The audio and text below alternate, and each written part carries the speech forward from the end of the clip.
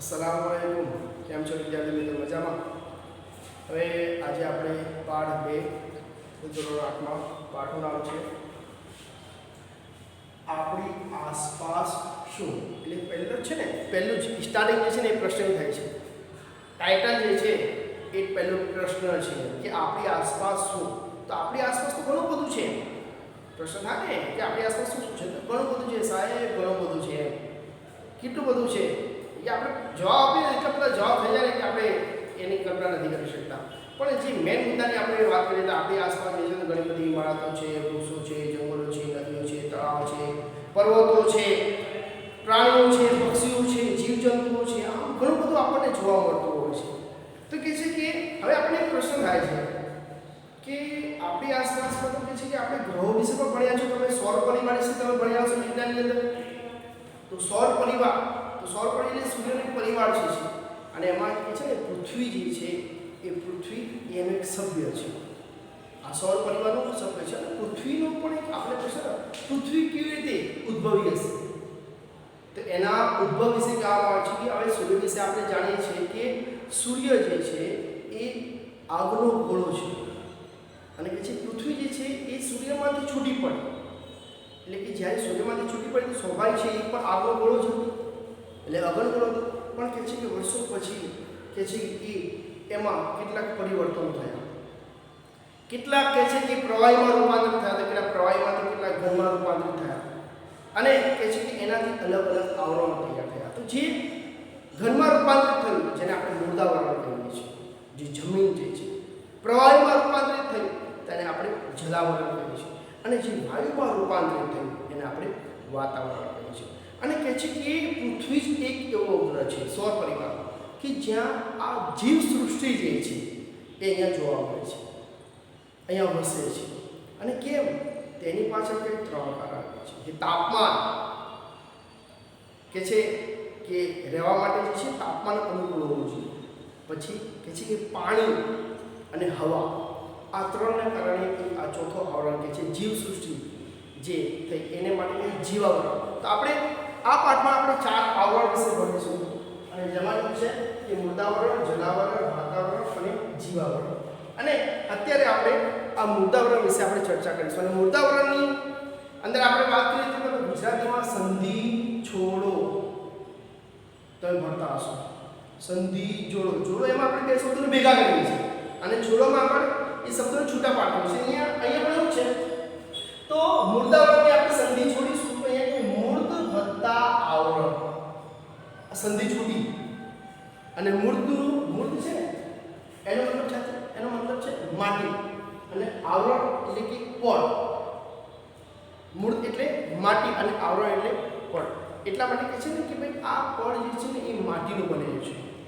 હવે મૃદાવરણની આપણે ડેફિનેશનની વાત કરીએ, આપણે વ્યાખ્યાની વાત કરીએ તો કે છે કે પૃથ્વીના જે ભાગ પર આપણે વસવાટ કરીએ છીએ તેને મૃદાવરણ કહીએ છીએ। અહીંયા મેં નોટ પર કર્યું છે મૃદાવરણ એટલે શું, તો પૃથ્વીના જે ભાગ ઉપર વસવાટ કરીએ છીએ તે ભાગ મૃદાવરણ તરીકે ઓળખવામાં આવે છે। અને આ મૃદાવરણને કે છે કે ઘનાવરણ કે શિલાવરણ તરીકે પણ ઓળખવામાં આવે છે। ઘનાવરણ કેમ કીધું, શિલાવરણ આ શબ્દ શિલા એટલે પથ્થર જે છે તો કે છે માટી અને ખડકો જેવા ઘન પદાર્થોનો બનેલો છે, એ પણ મેં નોટ કર્યું છે કે મૃદાવરણને ઘનાવરણ કે શિલાવરણ તરીકે પણ ઓળખવામાં આવે છે। તો કેમ કે માટી અને ખડકો જેવા ઘન પદાર્થોનો બનેલો છે એટલા માટે।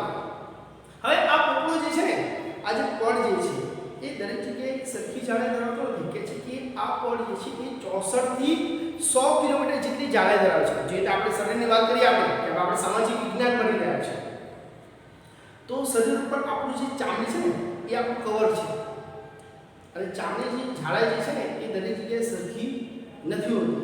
કોઈ જગ્યાએ પાતળી છે એકદમ, તો કોઈ જગ્યાએ થોડી જાડી, તો કોઈ જગ્યાએ એકદમ જાડી પણ છે। જેથી આપણે આંખની જે પલકારો છે, પલકો છે તેની ચામડી જે છે પાતળી હોય છે, પણ સૌથી જાડી ચામડી તો આપણે કહીએ પગની જે એડી છે એ ચામડી જે છે આપણી જાડી છે, સખત હોય છે। તો એ તો અહીંયા પોપડો પણ છે ને દરેક જગ્યાએ સરખી જાડાઈ ધરાવતો, કોઈ જગ્યાએ 64 છે, કોઈ જગ્યાએ 70 છે, કોઈ જગ્યાએ 90 છે, કોઈ જગ્યાએ 64 થી કે 100 કિલોમીટરની જાડાઈ ધરાવે છે। હવે એ અંદર કે બહાર પણ એક સરખી આકાર ધરાવતો નથી, કે છે ને અંદર પણ જે છે કેટલી જગ્યાએ આપણે ખોદકામ કરીએ છીએ તો અંદરથી ભાઈ ઓઇલ નીકળતું, કેટલી જગ્યાએ પાણી છે, કેટલી જગ્યાએ ખનિજો નીકળતા છે, કોઈ જગ્યાએ તાંબુ છે, કોઈ જગ્યાએ પેલું છે, આ અંદર પણ અલગ અલગ છે. બહાર આપણે તો બહાર પર્વતો છે, આ છે ઉચ્ચ પ્રદેશો આવેલા છે, મેદાનો આવેલા છે, ખાઈઓ આવેલી છે, તો ઘણું બધું કે અંદર અને બહાર પણ જે છે એ વિવિધતા જોવા મળતી હોય છે. તો એ અમે નોટ કરીશું કે અને બીજી વસ્તુ છે આ મૃદાવરણ જે છે એ પૃથ્વીની કુલ સપાટીનો કે છે 29% ભાગ ઓળખે છે. કેટલા ટકા પરીક્ષામાં પ્રશ્ન પૂછાય છે કે મૃદાવરણ પૃથ્વીની કુલ સપાટીનો આશરે કેટલા ટકા ભાગ ઓળખે છે? તો 29% ભાગ અહીંયા લખ્યું છે. તો મૃદાવરણ પૃથ્વીની સપાટીનો આશરે 29% ભાગ ઓળખે છે અને મૃદાવરણ 60 થી 100 કિલોમીટર જેટલી જાડાઈ ધરાવે છે. અને આપણે પૃથ્વીની સપાટીથી આપણે જેમ જેમ ઊંડે ઉતરીએ નીચે જઈએ એમ તાપમાનમાં વધારો થતો જાય છે. જેમ જેમ આપણે ઊંડે ઉતરીએ ને એમ તાપમાન જે ગરમી જે છે ને એ વધે છે. તો એ આવું કેમ થાય છે? તો અહીંયા આપણે થોડી મેઘમા વિશે આપણે વાત કરીએ. મેઘમા એટલે જેને આપણે ભૂરસ કહીએ છીએ, લાવા રસ કહીએ છીએ.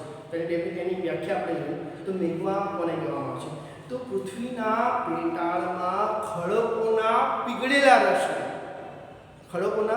પીગળેલા રસને મેઘમા કહે છે. ક્યાં? પૃથ્વીના પેટાળમાં. એ પણ અમે નોંધ કરી છે.